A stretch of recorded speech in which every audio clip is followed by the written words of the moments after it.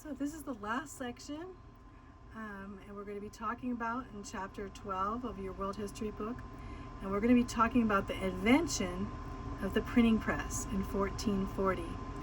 This was probably the most important invention in history, and it was by a guy named Johann Gutenberg. So we call it the Gutenberg printing press.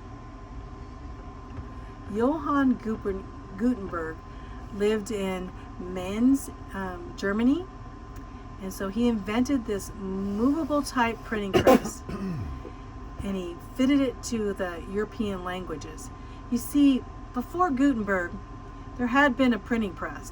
The Chinese had developed this centuries earlier, but the Chinese language was far too cumbersome with different symbols for every word. The Chinese had to basically for their language, they had to put it together and then throw it away and do it again. So it was really hard to use a printing press with the Chinese language. But the alphabets of Europe now made it much easier because they only had a few characters for each letter. So it was easier to arrange the letters and then to put ink to them and print many copies. So Johann Gutenberg was putting this press together. And now it was more practical than block lettering with wood, because they had to discard wood. They would do it with metal. Just when the world needed it, grand events were about to unfold. In Northern Europe, Germany, and England and France, the Protestant Reformation was on the brink of happening. The Northern Renaissance would bring reform in. And now they would be able to print the Bible for the first time, the printing press for the Bible. Most of the people at that time couldn't read at this time, but now there was nothing really for them to read anyway, so they didn't really need to learn. But now that they would have Bibles, they could learn to read, and some people would even learn to read by the Bibles that were printed. So the Reformation now, people were learning to read, and the Bible was being printed. The Gutenberg Bible says God suffers because there are such multitudes of souls to whom his sacred word cannot be given. That's what Johann Gutenberg was a Christian, and he wanted to be able to print out many Bibles, which he did.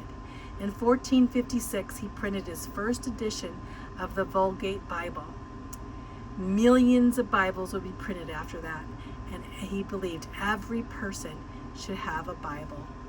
The Gutenberg Bible is also known as the 42nd Line Bible, Nazarian Bible, or B42, and it was the first major book printed using mass production movable type, the Bible. It marked the start of the Gutenberg Revolution and the age of printed book in the West. It was widely praised for its high aesthetic and artistic qualities.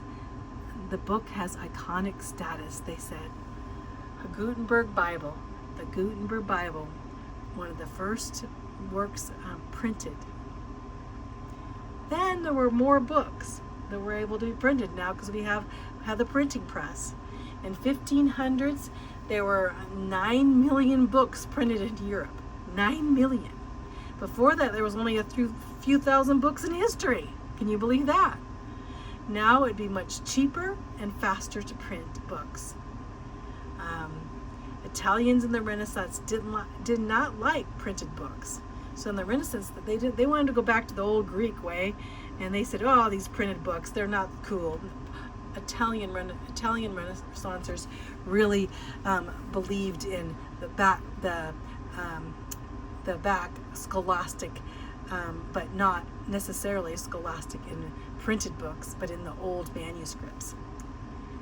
They thought that printed books were vulgar and for common men and poor peasants, which they were too, but they didn't think the printed books were so good. They wanted to keep learning for themselves because they were Renaissance people. Renaissance, or basically the Italian during that time, basically thought they were the center of everything, right? That they were proud of themselves. Northern scholars loved the new printed books and wanted everyone to benefit from those new books. That was the Gutenberg bringing in a time now we would have books. So, hey, we're ending chapter 12.